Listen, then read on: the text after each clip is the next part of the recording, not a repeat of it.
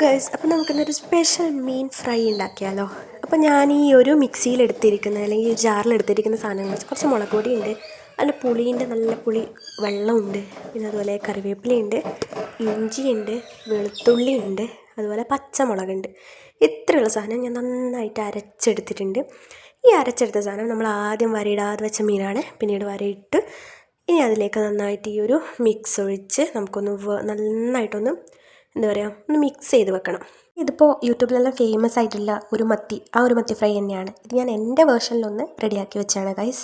ഇങ്ങനെയും ഇത് ചെയ്യാം. മറ്റു രീതി ചെയ്തപ്പോൾ എനിക്ക് അത്ര ഒരു ഓക്കെ ആയില്ല, അതുകൊണ്ടാണ് ഞാൻ ഇങ്ങനെ ഇതിനെ ഒന്ന് പിടിച്ചാലോ എന്ന് ചിന്തിച്ചത്. അപ്പം നിങ്ങളൊന്നിത് ട്രൈ ചെയ്ത് നോക്കണേ. ആ മിക്സ് ചെയ്ത സാധനം ഞാൻ പറഞ്ഞു ഫ്രിഡ്ജിലെടുത്ത് വെച്ചിട്ടുണ്ടായിരുന്നു എന്ന്. അപ്പോൾ ഫ്രിഡ്ജിൽ വെച്ചു. അതിന് ശേഷം നമ്മുടെ പാൻ എടുത്തു. ഇത് സാധാരണ വീടുകളിൽ നമ്മളിപ്പോൾ ഉള്ള സാധാരണ ആളുകൾ യൂസ് ചെയ്യുന്നത്, നമ്മൾ നോൺ സ്റ്റിക്കൊന്നും അല്ല യൂസ് ചെയ്യുക, ഇങ്ങനെയുള്ള പാനാണ് യൂസ് ചെയ്യുക.